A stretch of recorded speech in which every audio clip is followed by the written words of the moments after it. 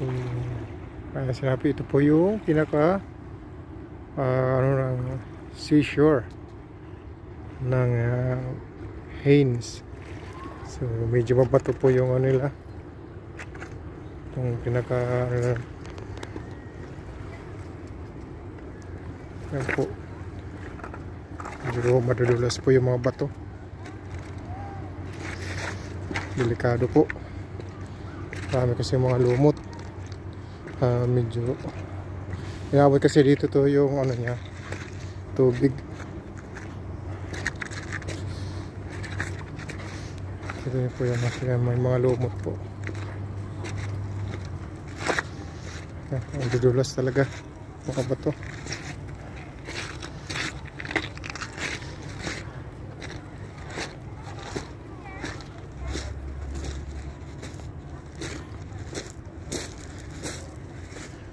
Ito yung pinaka-riprap. Yan po.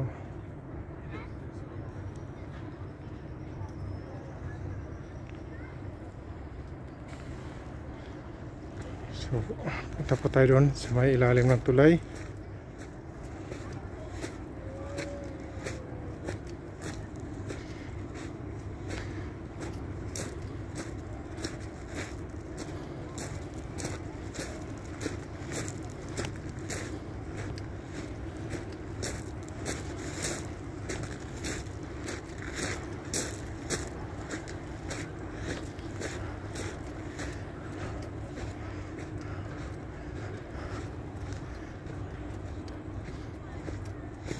Ay.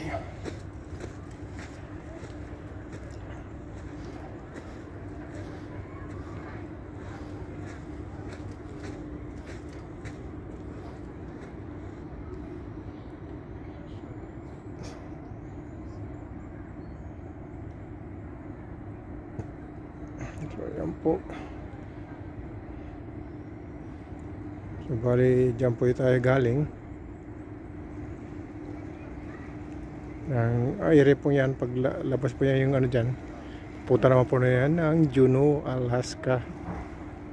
So bali magkalapit lang po ito.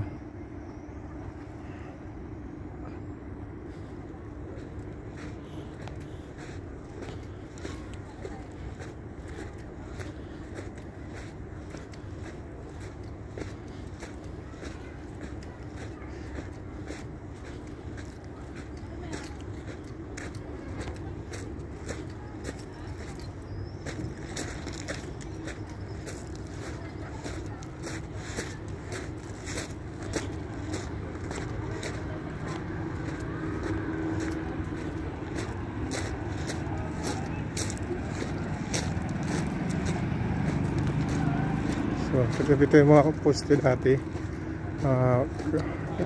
Mga kahoy po kasi dati yung pinaka-poste nitong itong bridge nila. Ngayon pinalitan na po ng mga bakal. So, ito na po yung hitsura niyan. Dati mga kahoy lang po yan. So, pinalitan na po nila.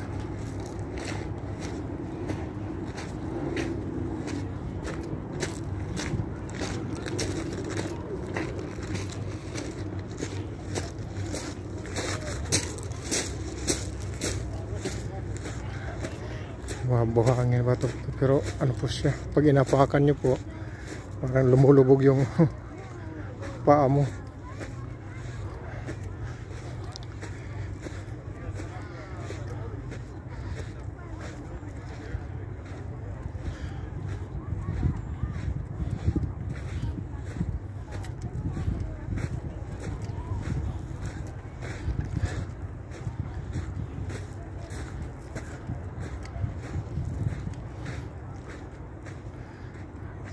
Po doon yung ferry na sinasabi ko po. Yan.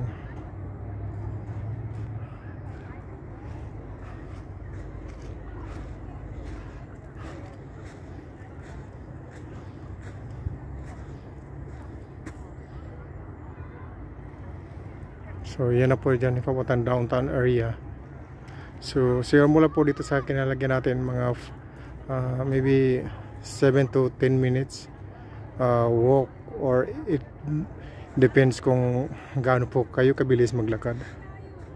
Pag medyo mabagal-bagal, baka abutin po ng 15 minutes.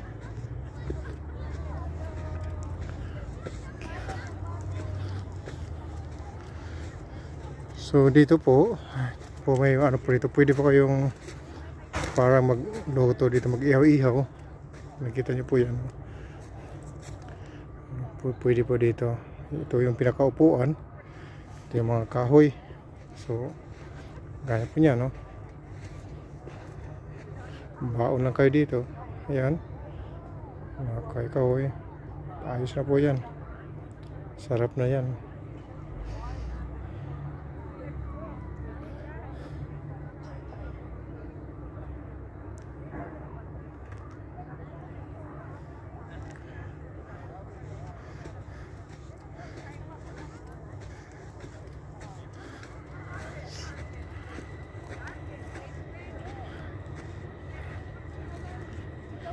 Okay po.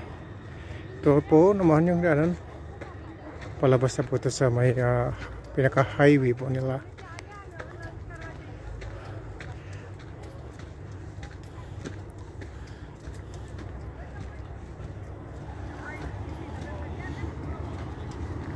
Okay, ito na po yung highway.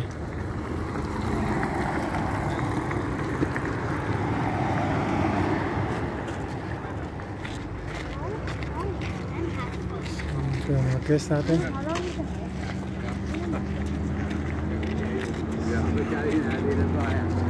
Yan na po, ang daming tapos yung mga guest na. So once again, maraming salamat po mga kaibigan. Patuloy na panood.